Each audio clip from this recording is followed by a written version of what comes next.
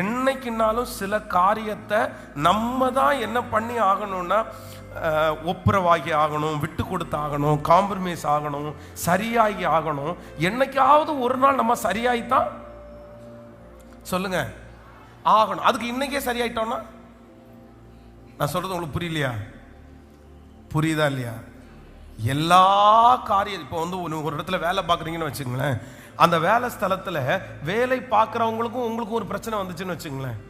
இப்போ நீங்க அங்கே தான் வேலை பார்க்குறீங்க, அவங்களும் அங்கே தான் வேலை பார்க்குறீங்க. ஒருத்தருடைய மூஞ்சியை ஒருத்தர் பார்க்கணுமா பார்க்கணும்ல, பார்த்தே ஆகணும். அப்போ டெய்லி அவங்கள்ட்ட நம்ம பேசி தான் நம்முடைய ப்ராஜெக்ட் அவங்கள்ட்ட சொல்லணும், அவங்களுடைய ப்ராஜெக்டை நம்மகிட்ட வாங்கணும். இப்போ ஒரு கசப்பு வந்துருச்சு, நீங்க என்ன பண்ணுவீங்க? ஒப்புரவாகன்றது யாராவது ஒருத்தருடைய வார்த்தை, அதான் ஓகே தான். மற்ற மாதிரி நிறைய பேர் என்ன பண்ணுவாங்க தெரியுமா?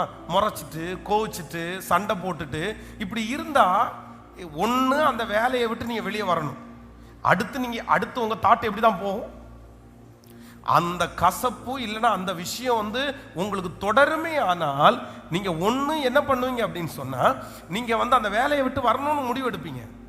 இல்லை அப்படின்னா என்னைக்காவது ஒரு நாள் அந்த பர்சன்ட்ட பேசிதான் ஒப்புரவாகிதான் வேற வழி. நான் என்ன சொல்றேன்னா, என்னைக்கோ ஒரு நாள் பண்றதுக்கு இன்னைக்கே பண்ணிட்டு போனா அந்த மன அழுத்தமாவது குறைஞ்சிரும்ல. தலையாவது ஆட்டுங்க, புரிஞ்சா? நான் சொல்றது உங்களுக்கு புரியுதா? புரியுதா?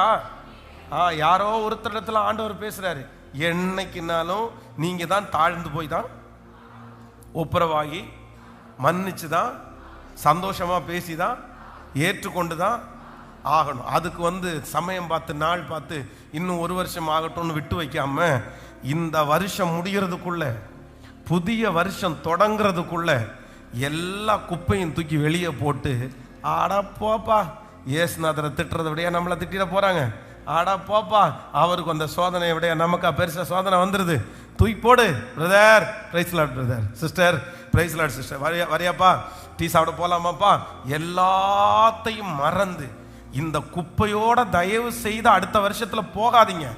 இந்த குப்பையை தான் 10 வருஷமா சுமந்துட்டு இருக்கிறீங்க.